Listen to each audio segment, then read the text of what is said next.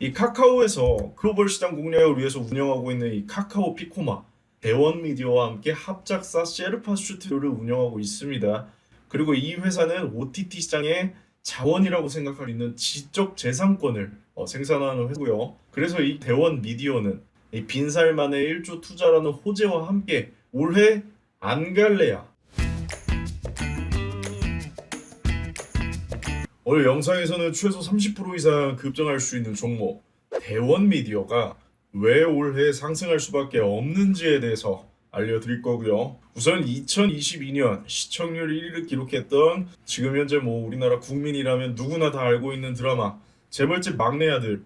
이 드라마가 웹소설 원작인데 이 원작이 출시 당시에도 순위권에 있던 작품이긴 하지만 지금처럼 이 모든 국민들에게 관심을 받던 작품은 아니었죠. 사실 이 드라마 출시 전에 대부분 재벌집 막내 아들이라는 작품 모르지 않으셨습니까? 제가 짧게 설명한 내용 중에서 벌써 힌트 나왔습니다. 그 힌트만 주고 끝나면 아쉬우니까 이제 본격적으로 풀어보도록 하고요. 보시는 것처럼 웹소설 시장의 경우 2014년부터 2020년까지 불과 6년 만에 500억에서 6천억 규모로 12배가량 성장을 했는데요. 그리고 2020년 이후에는 전 세계적으로 히트를 쳤던 스위트홈이나 지금 우리 학교는과 같은 OTT 작품들, 넷플릭스 드라마들이 이 사실 웹소설과 같이 IP 시장에 포함되어 있는 이런 웹툰 원작, 웹소설 원작이었죠. 이게 중요한 이유는 매출이 순환이 되기 때문입니다. 이 매출 자체가 어떤 식으로 순환이 되냐면 이번에 재벌집 막내 아들을 상영하면서 이 작품에 대한 관심도가 올라갔고 일부 시청자분들은 드라마 시청 이후에 원작을 구매하는 경우로 연결이 되면서 사실상 원작을 먼저 재밌게 봤던 우리 독자분들은 원작에 대한 기억을 통해서 드라마를 시청하게 되고 이 드라마를 먼저 본 시청자분들은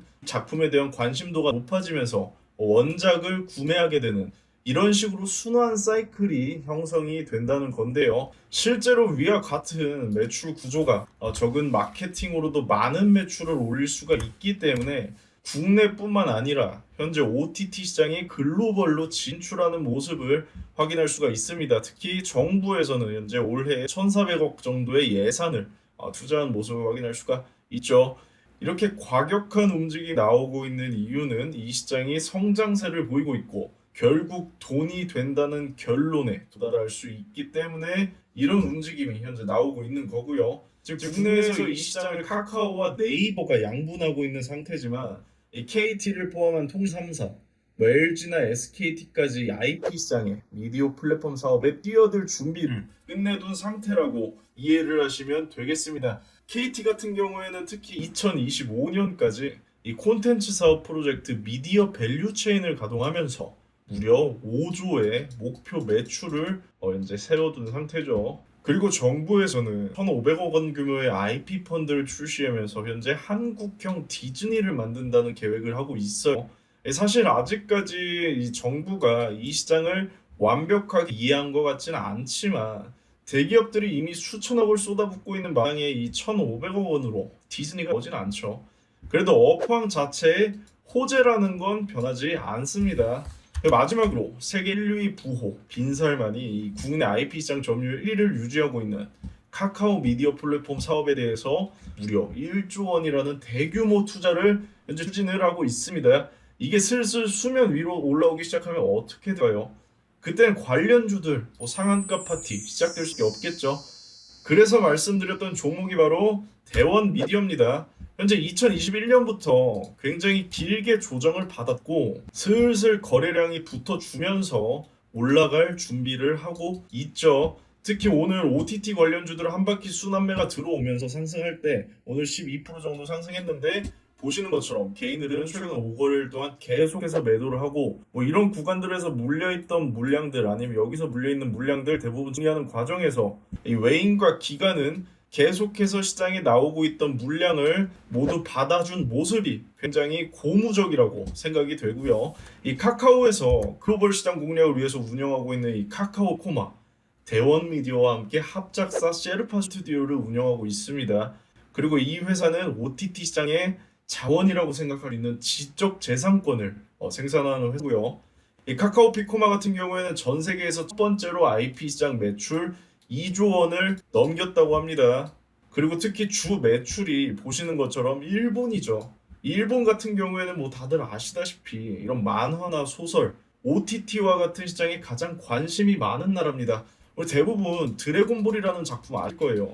이 드래곤볼 작품 작가가 해외에서 작품 활동을 하지 못하도록 일본 정부에서 계속해서 월급을 주는 형태로 지원금이 나가고 있었는데 그만큼 위상이 높았던 나라에서 국내 작품들에 대한 선호도가 더 높아졌다는 뜻입니다. 그래서 이 카카오 피코마와 직접적으로 관계를 맺은 대원 미디어는 이 빈살만의 1조 투자라는 호재와 함께 올해 안 갈래야 안 갈 수가 없겠죠. 오늘 OTT 시장 순환매가 왜 형성된지 아직 잘 모르시는 분들 많을 겁니다.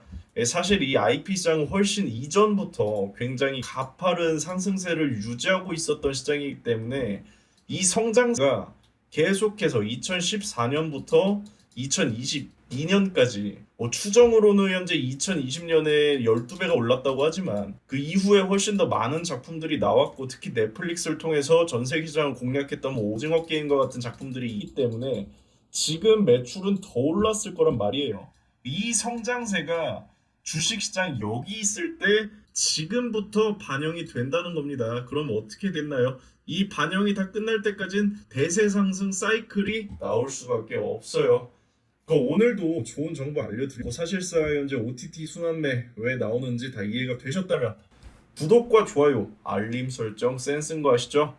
그럼 오늘 제가 말씀드렸던 종목 대원미디어 정리 여기까지 해드리면서 그리고 사실 이 업황이 대원미디어뿐만 아니라 이 OTT와 관련된 대부분의 종목들에 포함이 되는 거니까 이렇게 직접적으로 수혜를 볼 수 있는 종목이 아니어도 충분히 업황 순환매에 따라서 대세 상승 사이클에 동참할 수가 있다. 그러면은 오늘 OTT 관련주들 왜 올랐는지 충분히 이해가 되셨을 것이라고 믿고 영상 여기서 마무리하도록 하겠습니다. 오늘 하루도 다들 수고 많으셨습니다.